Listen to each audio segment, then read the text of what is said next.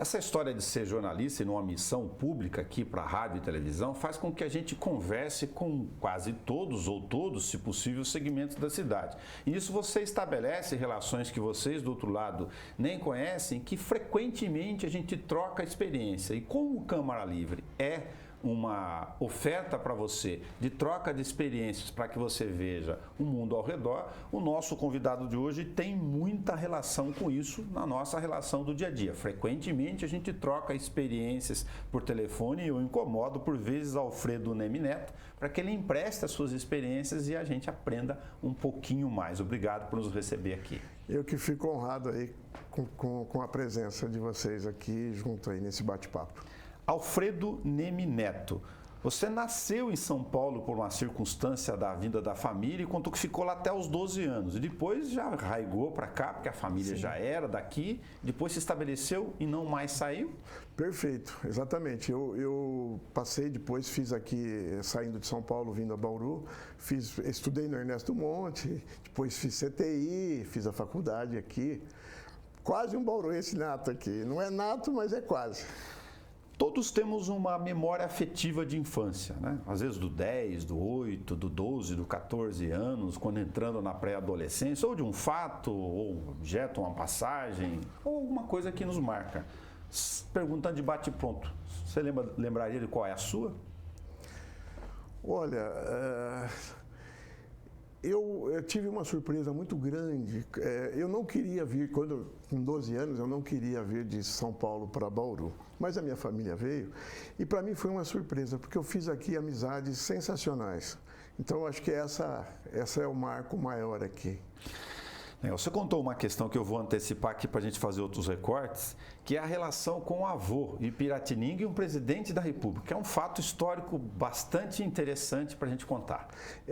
O meu avô, né, Alfredo Neme, ele morava em Piratininga e eles tinham uma loja, um armazém desses de secos e molhados que vendia de tudo, né? E na época, o então presidente da República, o Rodrigues Alves, ele tinha uma fazenda aqui na região de Piratininga. E ele comprava muita coisa nessa loja, nesse armazém do meu avô. E por uma ocasião aí, a capital era o Rio de Janeiro ainda, era uma dificuldade sair do Rio e vir ver uma fazenda aqui em Bauru, né? Aqui na região de Bauru, em Piratininga. Então, numa dessas ocasiões, ele entrou na loja do meu avô e falou: Alfredo, hoje vou vender a fazenda para você. Meu avô assustou, falou: poxa, mas eu não tenho como pagar. E naquela época, juros baixos e tal, ele falou: não se preocupa, você vai mandando o dinheiro para mim todo mês um pouquinho e quando você ver já vai estar paga a fazenda. E assim foi que meu avô adquiriu a fazenda do Rodrigues Alves. Posteriormente, os filhos ficaram maiores, tinham que estudar, ele acabou vendendo a loja em Piratininga e veio para Bauru e aqui para os filhos. Foram 9 filhos, então. A fazenda ainda está lá? A fazenda ainda tem alguns que têm algumas partes na fazenda ainda, está lá. Que legal, aqui do nosso lado. Falando com os jovens um pouco nos períodos das nossas trajetórias, falar, fiz eletrônica e depois fui para engenharia, mas na época fazer curso técnico aqui, imagino que fosse uma opção, falar, peraí, já vou me encaixar aqui, ter alguma coisa com capacitação, não sei se foi o seu caso. Eu sempre fui muito curioso com eletrônica, foi uma curiosidade muito grande que eu tinha na época, né? Mas era que eu tinha 15 anos de idade quando entrei no CTI, né? Então foi uma curiosidade muito grande. Foi proveitoso, tive bons professores, isso que foi assim me levou a um desenvolvimento de raciocínio muito grande. O CTI foi muito positivo. E daí eu fiquei curioso, voltei para a área de civil e acabei fazendo faculdade aqui. Quando você deu esse pulo do curso técnico profissionalizante de eletrônica e em seguida já a graduação universidade, engenharia é um curso denso, né? Eu convivi com muitos engenheiros na fase em que optei por jornalismo aqui na Unesp de Bauru. Você já tinha ideia, é engenharia mesmo, ou como muitos jovens de 17, 18 anos, você foi experimentar? Exatamente, porque você com 17 anos, você tem uma noção do que você quer, mas exatamente aquilo você pode até... Eu tive um filho, por exemplo, que começou a fazer arquitetura e depois trancou e fez engenharia. Né? Então, eu acho assim, foi um pouco no impulso mesmo. Mas depois eu me dei bem e foi tudo tranquilo. Na carreira, como todo jovem, depois de formado, eu falei de São Paulo, talvez você acabou ficando um pouquinho em Cubatão, né? E depois acabou ficando mais um tempo aqui para desenvolver, aprender como engenheiro em uma estrutura. Perfeito. Logo que me formei, na verdade o baile de formatura foi num sábado. Na segunda eu já comecei a trabalhar. Foi um negócio meio rápido assim. Então eu fui para trabalhar em Cubatão. Meu avô tinha um apartamento em Santos. Eu morava em Santos e ia todo dia trabalhar na refinaria Presidente Bernardes, lá mexendo com estruturas para a refinaria de petróleo. Aí em seguida já voltou para o Figueiredo aqui em Bauru. Exato, fiquei um ano lá, trabalhei legal, aprendi muita coisa. Depois eu consegui me encaixar aqui em Bauru na Figueiredo de Engenharia, que foi também uma escola muito legal. Fredo, a vida é feita de várias escolhas, a gente vai fazendo recortes aqui, é impressionante como aprende muito num caminho para o outro, né? Tá falando do jovem, da escolha, tal. Num determinado momento, ainda jovem do ponto de vista de escolhas de vida, você falou, opa, peraí, agora eu vou montar o meu negócio. Quem tem noção do que é montar um negócio de desafio, tem ideia de quanto lá jovem isso é algo bastante difícil, complexo inclusive. Perfeito. Eu aprendi muito, como eu te falei, na Figueiredo, né? E isso foi assim me levando a ter essas ideias aí de amadurecendo e vendo o que seria melhor para nós. E fiz muitos prédios para ele. Na época, a Figueiredo fazia quase todos os prédios aqui de Bauru, né? Então foi uma época de ouro para a Figueiredo. Joaquim Figueiredo, bom jogador, viu? Com certeza, com certeza. Gosto muito do Joaquim. Muito bom. Bauru é uma cidade ainda muito complicada para construir e empreender? Olha, hoje nós estamos vivendo um período assim bem difícil. Tá? Nós temos aí, até nós participamos de um grupo, eu estava até agora numa reunião de um grupo de desburocratização. Então nós estamos assim sofrendo com isso. Bauru sofre com isso. E eu acho que a necessidade é que nós precisamos enxergar isso. Aonde as receitas para o município entram pela CEPLAN. Então nós temos que facilitar isso. Eu não estou dizendo que nós temos que abolir as regras, não é isso. Até porque elas são necessárias até para a segurança do negócio. Exato. E nós trouxemos uma pessoa aqui na Senag para falar de Campinas, para falar sobre esse tema. E ela falou uma frase que eu achei fantástica. Ela disse o seguinte, que eles têm que se preocupar, eles se preocupam agora com os 95% da população que quer fazer a coisa certa. Os 5% que querem fazer a coisa errada, vão fazer errada de qualquer jeito. E nós vamos ter que punir esse pessoal. Fiscalizar e fazer a fiscalização correta. Então, eu acho que é nesse aspecto que a gente precisa ter um pouquinho mais de desenvoltura, tá? Agilizar procedimentos, cumprir prazos. Isso, infelizmente, não está sendo feito aqui. Vou fazer uma confissão para você aqui de um dos aprendizados nas relações e você estava nesse grupo sem saber ao longo de tanto tempo se relacionando. Há 25 anos, já não é tão pouco tempo assim mais, para efeito de relações comunitárias, né? Eu lembro que ainda isso persiste em alguns setores, quando você falava, olha, tem um empreendimento e tal, tem uns interesses. Então a palavra interesse vinha carregada com todos os elementos pejorativos. E eu comecei a lapidar essa palavra ao comentar sobre isso, tentando simbolizar para quem está em casa e entender, foi o seguinte no nosso bate-papo, olha, interesses são legítimos. Porque os segmentos que atuam na área A, B e C, eles têm o direito de pleitear as condições em que eles se colocam. Nesse caso aqui, construção, desenvolvimento da cidade, o espaço urbano, as regras, o poder público é um regulador. Exatamente. Mas se ele for um regulador que atrapalha o tijolo, o negócio não anda. Aí eu me pergunto, ontem eu estava num canteiro de obras, antes da gente gravar aqui no começo de 2022, com um colega seu dessa mesma área. E eu olhei para um terreno vazio na Zona Sul e falei para ele, escuta, aquele terreno ali do lado, ele está erguendo um prédio. Por que ele está daquele jeito lá? Ele falou, olha, pareceu um negócio bom, usando como simbólico aqui. Só que o preço que ele quer para fazer, ele tem um ágio aí de mais ou menos uns 30%, 40%. Eu falei, mas por que esse ágio? Tá, o mercado está indo bem. Ele falou, então, é que leva 1 ano e meio na CEPLAN para ter a resposta do negócio. E aí, quando eu vou colocar isso no meu projeto e entrar com lá, eu não tenho como fazer conta desse jeito. Exatamente. Ou seja, eu estou falando aqui que a burocratização é um indicador claro, real, de custo para os negócios. Com certeza, eu não tenho dúvida disso. Eu até estava nesse grupo agora de desburocratização e uma das pessoas que faz projetos para a região toda, não só da região de Bauru, disse que áreas ótimas aqui em Bauru estão sendo oferecidas e o pessoal está meio que rejeitando. Por quê? Por problema disso. Existem empreendimentos que levam 2, 3 anos para ser aprovado. Aí não dá. Aí não é possível. Existem projetos que às vezes até ficam desatualizados. Olha que absurdo que a gente corre. E nesse exemplo aqui, ó, para demarcar o tempo, ó, março para abril de 2022. Se a gente pegar só o histórico da pandemia, olha, qualquer indicador de INCC construção civil, ele tem 170%, 180% de aço, cimento, insumo. Se você colocar isso no tempo de 1 ano e meio, ó, o mesmo espaço que eu estou falando, que é uma loucura. É uma loucura, é uma loucura. Você inviabiliza algumas coisas, né? Inviabiliza demais, né? É um complicador. Nós estamos aqui vivendo um período que eu acho que nós precisamos ir além.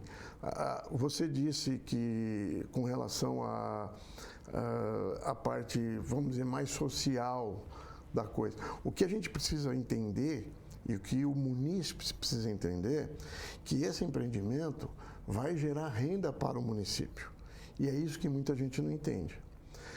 O empreendimento em Bauru, imobiliário ou não, ele gera emprego, ele gera renda, ele gera ITBI. Quando você faz uma torre residencial, você multiplica aquele IPTU por em torno de 25 a 30 vezes o que valia aquele terreno. Então a prefeitura vai receber isso. Esse imposto tem que voltar para o munícipe. Nós temos que fazer uma fiscalização melhor do emprego do dinheiro, né? Porque se você taxar tudo, você vai ficar assim você vai inviabilizar. E eu diria mais, eu acho que o que funcionou para Bauru nesse aspecto, Nelson, foi não a execução da obra da ET, mas a forma como foi levantado o dinheiro. Então, num possível fundo, por exemplo, de desenvolvimento de Bauru, nós poderíamos ter um fundo baseado, por exemplo, numa porcentagem do IPTU. Quem tem mais IPTU, paga mais. Quem tem menos, paga menos. Assim foi feito na ET, na conta de água. Quem consome mais, paga mais. Quem consome menos, paga menos. Aí você faz justiça, né? Não é querendo tirar de um cara, porque quem vai pagar a contrapartida, às vezes o pessoal fala, a construtora vai pagar. A construtora não vai pagar, ela vai repassar isso, né? Isso que entra na questão da contrapartida, que dava um capítulo à parte aqui, sabe? A gente acabou discutindo muito isso ao longo do tempo.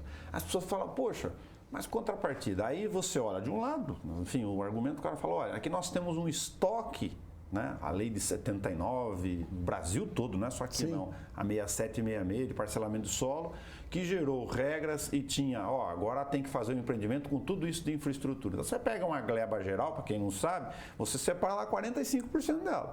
Porque Sim. entre rua, institucional, meio ambiente, que você tem que separar para praça e área, e parcela no resto. Lógico, tem um modelo de negócio, vai lá, parcela o solo. Agora, aí a gente tem um problema da terra nossa aqui. Uma cidade grande e pequena ao mesmo tempo, com limites aqui com as áreas de proteção e todos os ingredientes. Na hora de montar a planilha do negócio, eu imagino, a gente já falou de um item aqui, olha, leva 1 ano e meio lá para andar se o negócio... Se for loteamento é mais, viu? Se for loteamento é mais. Isso dependendo do tipo de negócio. Aí eu fico imaginando a loucura de se colocar no lugar de vocês, falar um pouco de empatia é bom, na hora de fazer essa conta. Porque você vai fazer um investimento elevado com outros investidores ou não, botar dinheiro, né, risco no negócio. A ideia de que se ganha só com a ideia de se fazer a assinatura do contrato pode não ser assim, porque tem uma série de fatores juntos. Se for buscar dinheiro no banco, linha de financiamento, aí a cabeça arde mais um pouco ainda. E a contrapartida entra nesse meio caminho, nesses dois tons que eu ia falar para não fugir. Nós temos um estoque de lá de trás que não se faz. Agora, vocês acham justos a regra de que se chega no balcão do DAI é uma conta, depois se chega no GAI é outro, GAI com G, DAI com D, para não simplificar, porque envolve os empreendimentos. E se chega lá na CEPLAN é outra. Como é que vocês acham que funciona isso? Ou se não funciona isso, está bagunçado? Não, isso está muito bagunçado. Eu acho que eu sou a favor de ter uma contrapartida justa. Tá? Eu sou a favor disso. Esses loteamentos aí antes de 79, 82, esses loteamentos, segundo aí me consta, não sei se esse dado é real, mas me parece que é algo em torno de 1 bilhão e 500 milhões de reais para você sanear toda essa infra que nós precisaríamos aí, certo? Para você fazer isso. Agora, não é com uma contrapartida que está atingindo aí 20 milhões ao ano que nós vamos levar 75 anos se não crescesse nada. Né? Se o asfalto não se deteriorasse, se a rede de água não precisasse ser trocada, como precisa em muitos pontos da cidade. Então, nós precisamos ter um plano. Eu penso num planejamento. Até nós fizemos 2 propostas, aí depois você dá uma olhadinha na revista para a prefeita. Uma delas é uma lei de contribuição de melhorias mais efetiva. Porque se nós queremos justiça para essa cidade, nós temos que ter o quê? Por exemplo, a prefeitura faz um recap de uma avenida, vamos dizer. Nada mais justo do que se cobrar uma contribuição de melhoria daquele comerciante, daquele morador, porque melhorou ali, né? A condição de acessibilidade melhora, tudo isso melhora. Valoriza. Você pega uma gleba que acabou lá fazendo a passagem da rua, botou guia, sarjeta. Sim, tal, exato. Eu acho justo. Valorizou. Um terreno, você está por dentro disso, até na discussão dos desdobros. Você pega um terreno na periferia de Bauru, qualquer terreno vale 100 mil reais. Agora, se ele não tiver infraestrutura, se ele não tiver pavimentação, guia, sarjeta, galeria, água, esgoto, iluminação, ele vai valer o quê? 30, 40 mil. Então, nada mais justo do que a prefeitura, por exemplo, executar essa infra e cobrar do morador. O terreno dele que valia 30 vai valer 100. Então, se ela cobrar 20, 25 do morador em parcelas para não onerar também, nós criamos um bolo, vamos dizer assim, um ciclo virtuoso e nós vamos podendo executar essas infras. Pelo menos nós vamos sanear uma parte. Eu acho importante isso. Fui em muitas reuniões ao longo do tempo aprendendo lá na Senag em específico como um palco técnico de várias frentes, na área de iluminação pública, saneamento, esgoto, seminários que vocês foram fazendo ao longo do tempo. E uma me guardou para esse tema aqui para rememorar e colocar no nosso recorte. Um colega de vocês discutindo o plano diretor lá ainda da revisão que estava atrasada e que agora ainda está, né, enquanto estamos gravando aqui, o tempo voa. E ele levantou falando, olha, não sei, o DAI cobra tanto, aí nessa região está faltando mais água da outra água, aqui tem um problema que o Minha Casa Minha Vida veio, mas não planejou, a gente colocou mais de 5 mil moradias no bairro A, B, C e D, e agora está faltando escola, aí o transporte está longe, e ele levantou e falou, espera, tem algumas cidades que praticam um percentual de acordo com formatos de empreendimentos, né, residenciais ou não, que é um chamado percentual lá sobre o VGV do imóvel e tal, e aí isso traz uma segurança jurídica enorme para o negócio. Eu não preciso ir no balcão do DAI, no balcão do GAI, no balcão da CEPLAN e ficar discutindo isso, porque quando eu vou montar minha planilha, eu sei, bom, meu negócio é esse, tá? É residencial, é tantos por cento. O meu negócio é industrial, é tantos por cento. E isso tem uma lógica que funciona melhor em outros lugares. O que você pensa dessa lógica ao invés dessas diferenças aí? Eu acho extremamente importante essa valorização aí dessa porcentagem, que seja 2,5%, que o pessoal está falando, hoje ela está em torno disso, eu acho fundamental. Mas é importante que o munícipe saiba que quem vai pagar isso é o adquirente do imóvel. Tá? Então, nós estaríamos onerando uma parte da população. Sim. Mas eu acho válido. Eu acho que isso dá segurança, isso contribui. Mas isso não vai sanar os nossos problemas. A demanda. Então, nós precisamos ter esse planejamento. Sim. Né? No caso do DAI, você vê que o DAI hoje ele cobra assim, inclusive nem é lei, né? É uma portaria do DAI que ele cobra assim, algo exorbitante. Reuniu o conselho administrativo e mandou na caneta. Eu tenho uma ideia um pouco divergente de algumas pessoas com relação ao DAI. Né? Eu acho que nós, o bauruense, né? Quem mora aqui, não vou falar porque eu não sou bauruense, mas quem mora aqui tem que pensar o seguinte: o DAI tem que ser uma empresa que fornece água e trata esgoto. Se ela não está fazendo isso de acordo, nós temos que ou fazer uma concessão, ou nós temos que dar um choque de gestão, alguma coisa tem que ser feito. Né? Porque a gente não pode ficar desse jeito. Então, eu acho que o morador de Bauru tem que pensar assim: o DAI é uma empresa que fornece água, ela cobra para isso e trata esgoto. É isso que nós temos que pensar. Nós não podemos ter paternalismo com relação a isso.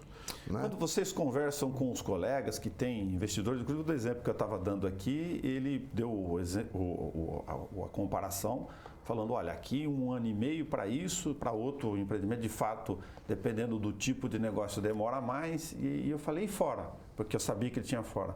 Ele falou, em Botucatu, por exemplo, tem 5 lá. Qual que é o tempo? 4, 5 meses. Aí eu falei, pô, mas é muita diferença. É muita diferença. É muito diferente quando a máquina pública, por uma série de razões, se não tem servidores, departamentos, equipamentos, mas a gente precisa resolver isso, porque senão vocês ficam patinando lá na origem, lá, né, que é documental. Agora vai para outro horizonte. Faz diferença, ou faria diferença, porque vocês já fizeram vários seminários na Senag lá, se você pensar em cidades que tenham, por exemplo, parque de iluminação pública com LED, com as avenidas bem arrumadas, com praças e esgoto com saneamento, mexendo no IDH, para um modelo de negócio, ou isso é algo que não faz diferença na hora de você construir a imagem de uma cidade? Faz diferença, com certeza, não tem dúvida. Nós recebemos, inauguramos agora o 3º pavimento da Senag, e nós recebemos o Vinícius, que é o presidente do CREA. Ele fez há poucos dias atrás, ele fez uma apresentação em São José dos Campos sobre cidades inteligentes. Nós estamos querendo trazer isso para Bauru também. Então, vamos dizer, vou dar um exemplo aqui. A PPP da iluminação de lá não é simplesmente chegar, tirar as lâmpadas velhas e colocar de LED. Não, ela envolve toda uma parte de sustentabilidade, um parque de geração de energia fotovoltaica, tem uma série de coisas que envolvem isso, não é simplesmente ir lá e trocar. Controle, sistema de gestão, tem lugar que bota sensor para ter indicador de ferramenta pública. Tem uma série de itens que você pode aplicar. Então, o que eu acho que falta para nós aqui? Planejamento. Nós precisamos planejar, a cidade tem que ser planejada. Mas não frustra quando vocês sentam lá e falam, poxa, mas no caso do esgoto aí, que não adianta, é a nossa realidade, não falar dos nossos desafios, as nossas dificuldades. Tem 180 milhões no caixa, mais 118 milhões, que já está lá desde 2015 com o governo federal dando, um dinheiro difícil de vir, e a gente não consegue fazer uma estação. Não, é extremamente frustrante, porque é aquilo que eu falo para você, é planejamento, é pegar as pessoas certas no lugar certo, né? A gente na Senag tem procurado sempre pautar pela técnica. Eu acho que a hora que a gente pauta pela técnica, você sai do campo um pouco político e você consegue atingir um objetivo. É isso que a gente tem pautado aí. Você foi presidente pelo Zoom, eleito pelo Zoom, assumiu pelo Zoom, isso vai ficar demarcado na história, na sua vida, por uma circunstância, né, da própria dificuldade do mundo, presidente do biênio 2020-2022, exatamente no março da pandemia. Da pandemia, exatamente. Foi assim até o conselho, né, me deu posse, o conselho da Senag me deu posse pelo Zoom, foi um negócio totalmente... E, por outro lado, nós tivemos uma participação na eleição, por incrível que pareça, é um dado interessante. Tivemos uma participação quase 3 vezes maior do que se fosse presencial. A participação na eleição. Entre a sociedade e as representações que são necessárias, importantíssimas de todo mundo, Vocês sentem o que em relação ao papel da SENAG? Que é esse papel de ponderação técnica, uma instância para discutir água, esgoto, saneamento, indicadores, que é desburocratização, o papel do poder público, dessas relações institucionais, que, no fim, é uma representação importantíssima, engenheiros, agrônomos, arquitetos, da vida orgânica da cidade. E vocês param o tempo de vocês lá para, de vez em quando, chamar o cara, como você falou, do CREA, da iluminação pública, falar, o que vocês estão fazendo aí, para a gente ver como é que a gente conserta o nosso mundo. A SENAG tem pautado sempre pelo desenvolvimento da nossa região aqui e por uma melhoria contínua na qualidade técnica dos nossos associados. Então, além desse envolvimento no desenvolvimento da cidade, nós participamos de quase todos os conselhos, acho que só o da saúde, um ou dois conselhos que nós não participamos, mas participamos de quase todos. Nós temos pautado, além do desenvolvimento, através de cursos e palestras que nós damos para os nossos associados. Então, a pauta também é a parte técnica aí do nosso associado e com isso, não só, porque as palestras são gratuitas, nós trazemos isso para a cidade toda, né? Isso é aberto, geralmente é aberto. Fredo, as pessoas assustam quando comparam com alguns lugares. Eu tenho amigos, só para citar aqui no comparativo, né? Em Franca, que é uma cidade populacionalmente de orçamento parecida com aqui, de estruturas viárias e tal, faturamentos são diferentes. Londrina, que é um pouco maior, por exemplo, para citar duas aqui. E quando eu vou falar das cidades, né, a gente vai bater papo com os amigos, eles falam, pô, a terra é muito cara lá. Você pega um terreno no meio do bairro que você falou, vai lá no cantinho da periferia, que toda cidade tem, no anel, fora da região central da cidade, é 100 mil reais um terreno pequeno. Por que a terra é tão cara aqui? Eu acho que existe também, são vários fatores, mas eu acho que o nosso perímetro urbano é restrito. Isso faz com que aumenta, você diminui a oferta, você aumenta. Esse problema aí que nós temos de... Uma cidade grande com área útil ocupável pequena. Pequena. Então, todo mundo fala, tem que verticalizar. Mas também tem um lado que você... a oferta se torna, para você precisaria verticalizar mais. E, ao mesmo tempo, você tem um atraso nesses projetos, nessas aprovações. Então, acho que tudo isso daí faz com que desestimule e o valor suba. Fica mais caro. Como eu disse o exemplo do terreno lá. Exatamente. O cara fazer exatamente.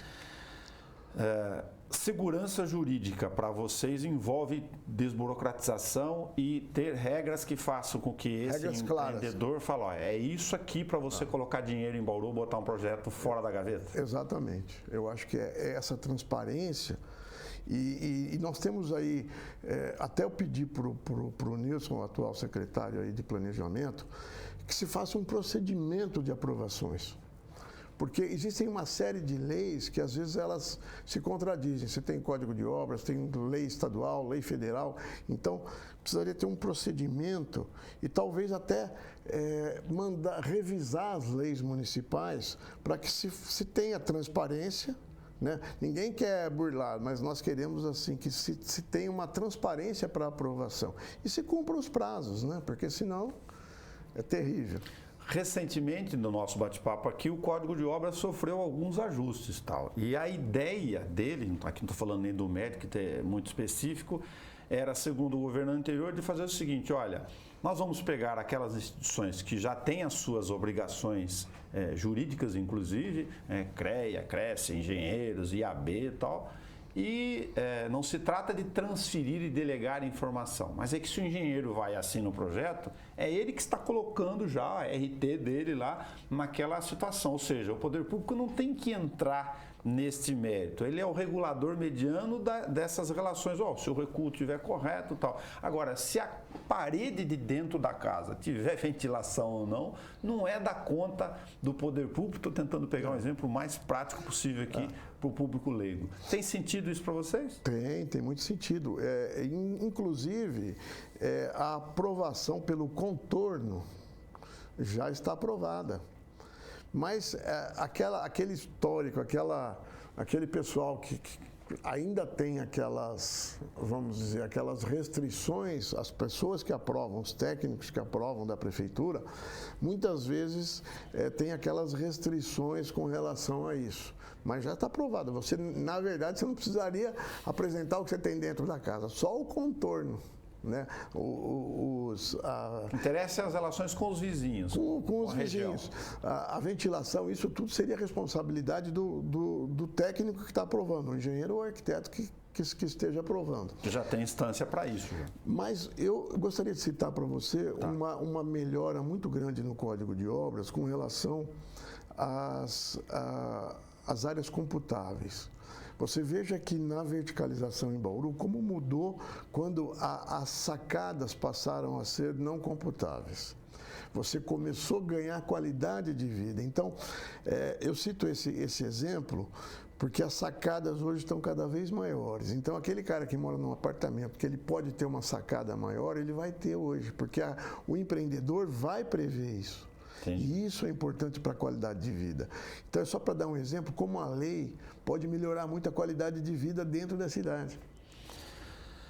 A nova realidade da liberdade econômica, que a gente está gravando aqui, ela fala que para instalações de toda natureza de baixo risco ou impacto, baixo e médio inclusive, não, as industriais são industriais, as poluentes são poluentes, essas já estão bem delimitadas, podem se espalhar em várias regiões da cidade. Tem gente que acha que isso vai gerar muito conflito de vizinhança, por incômodo, ruído e tal. Como é que você vê esses dois contrapesos? Eu acho que nós temos que obedecer à lei. Eu sou legalista, acho que nós temos que obedecer à lei de liberdade econômica. Mas, por outro lado, eu acho que a prefeitura tem que se preparar hoje para uma fiscalização mais eficiente. Porque é aquilo que eu falei, 95% quer fazer a coisa certa. Mas temos os 5%, nós somos brasileiros, nós sabemos que nós temos os 5% que querem fazer, os 5% que querem fazer as coisas erradas. Então, para esses, a fiscalização terá que ser rigorosa e eficiente para não prejudicar um morador que tenha...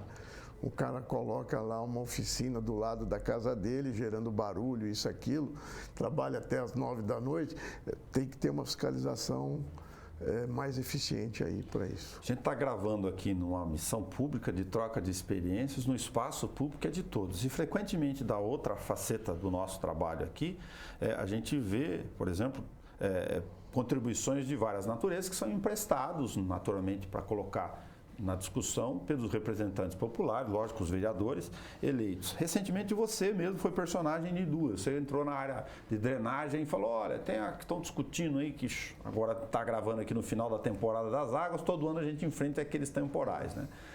Antes tinha só as baixadas, né? Lembrava da Baixada Silvino. Agora estamos tendo problema na parte alta, com muita densidade de água arrastando carros, infelizmente. E, de novo, tem esse estoque antigo aí do que foi subdimensionado lá atrás e dos nossos próprios erros, eu digo como cidade, por várias frentes de ocupação do espaço urbano. Mas precisamos resolver.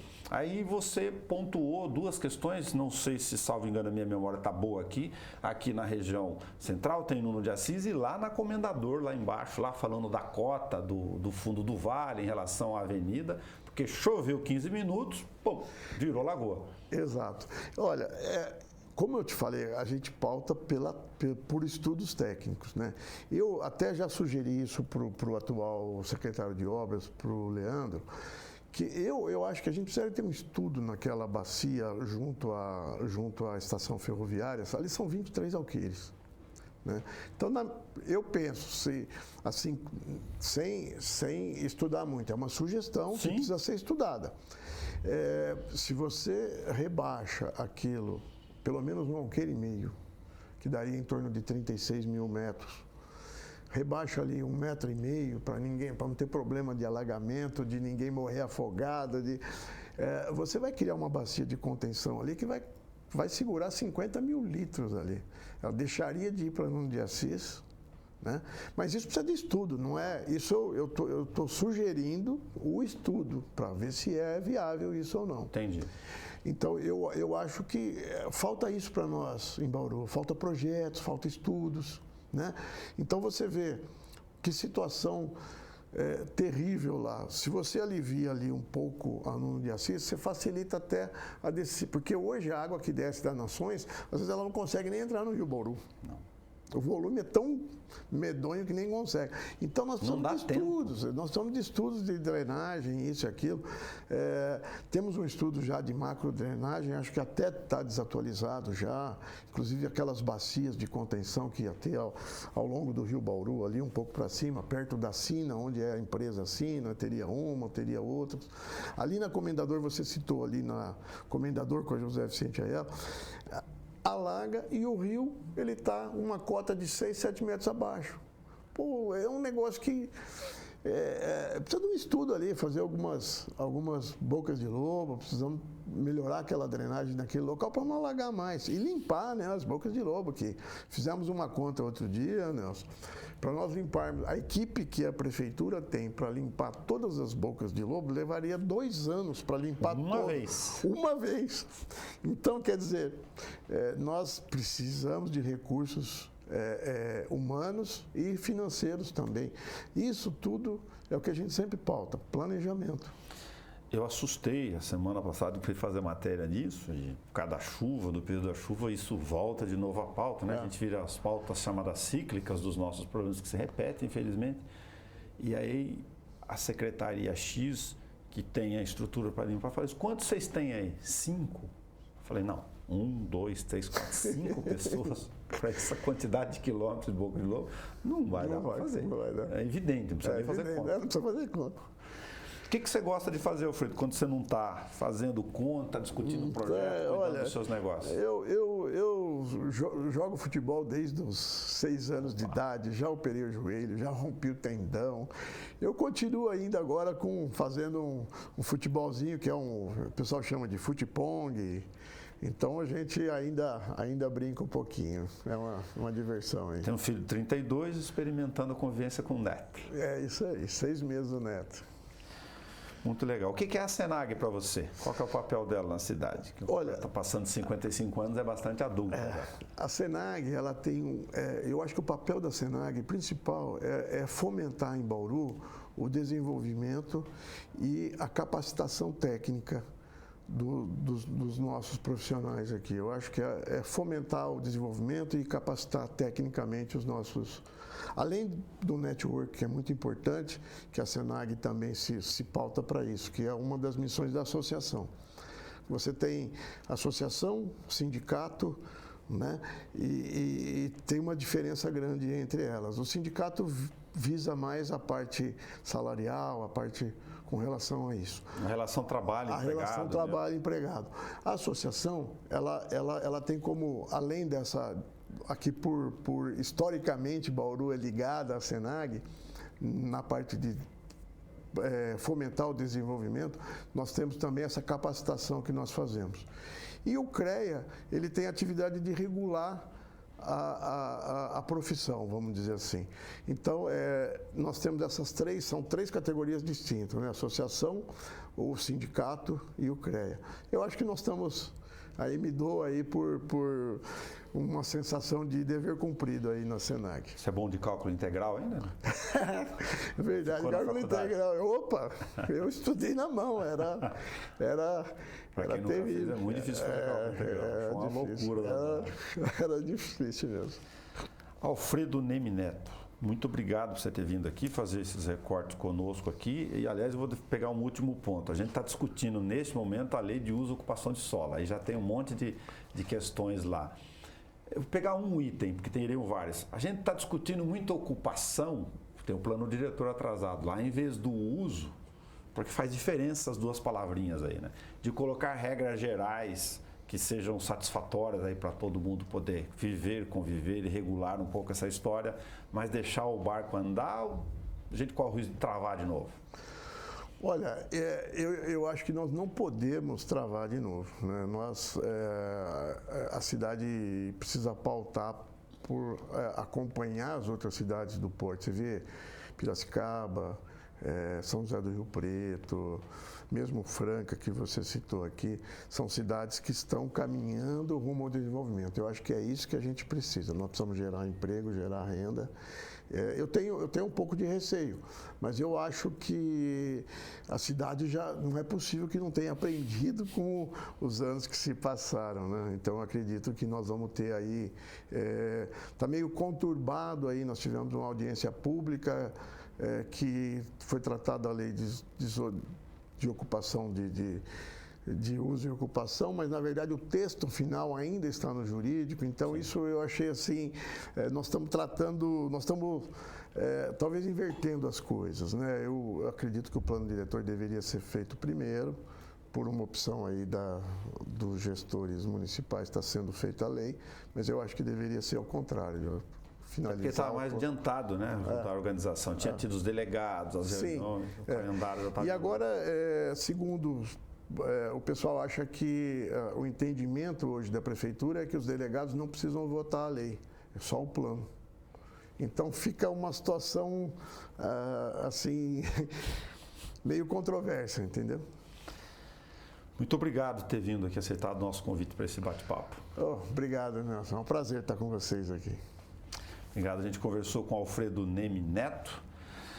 Ele faz parte da vida orgânica da cidade. Toda semana, você sabe, tem lá na página da TV Câmara no YouTube todas essas conversas que formam um arquivo aqui das nossas experiências e troca de ideias aqui a partir da TV Câmara Bauru. Até o nosso próximo encontro.